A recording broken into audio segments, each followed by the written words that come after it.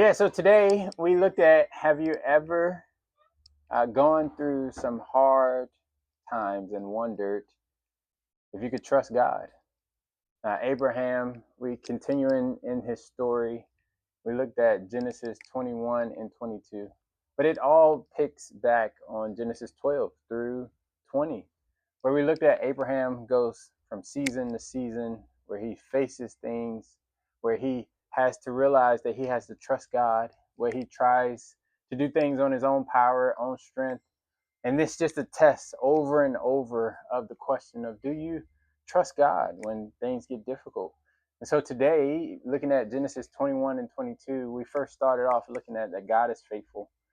See, God is faithful to his promise, and he does that by giving birth to Isaac for Abraham and Sarah. And they give birth to a promise that was over 25 years.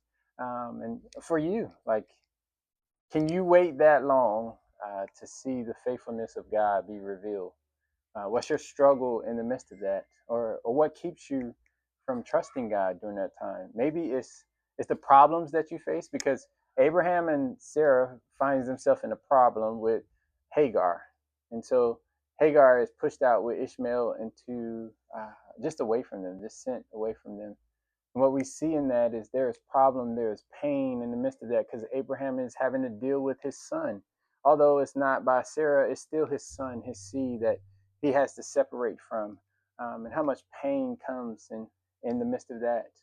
But what we see in the midst of that, as we see Hagar also taking on the sadness from Abraham, we see her realize that she's in her sadness, because she puts Ishmael under a tree, and Ishmael, uh, she says about him that, man, he could die from not having enough drink.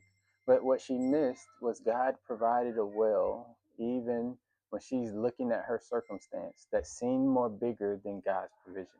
And all of this, as we look at Amalek in the end of the chapter, all of this was to say that God's faithfulness can even be seen by others. It's a public witness to others of what God does and what he continues to do. And then Genesis 22 starts off the chapter with Abraham being tested by God. And Abraham is tested by him. But even in the midst of that, we see Abraham obedience to God's test.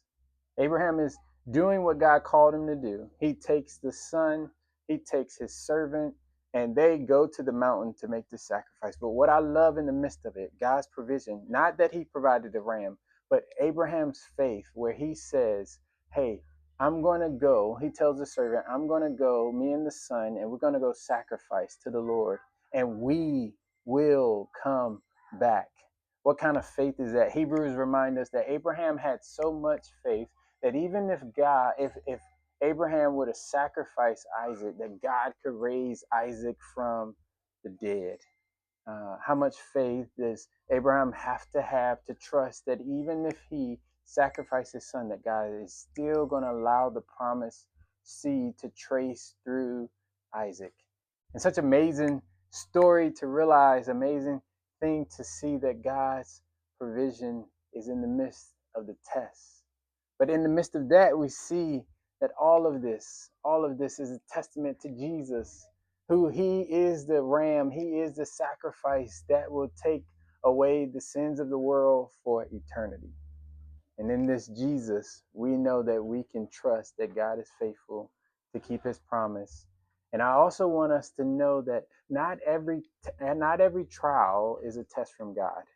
Like, oftentimes we blame God or blame Satan for something that we're experiencing, and then we say it's a test from God. Not every trial is a test from God. And so my encouragement to us is that we can trust God's faithfulness even in the midst of God testing us. So I hope this week that you enjoy reading through Genesis 21 and 22 to see God's faithfulness in 21, but also to see that God tests his children in 22. So great. Have a great day and enjoy.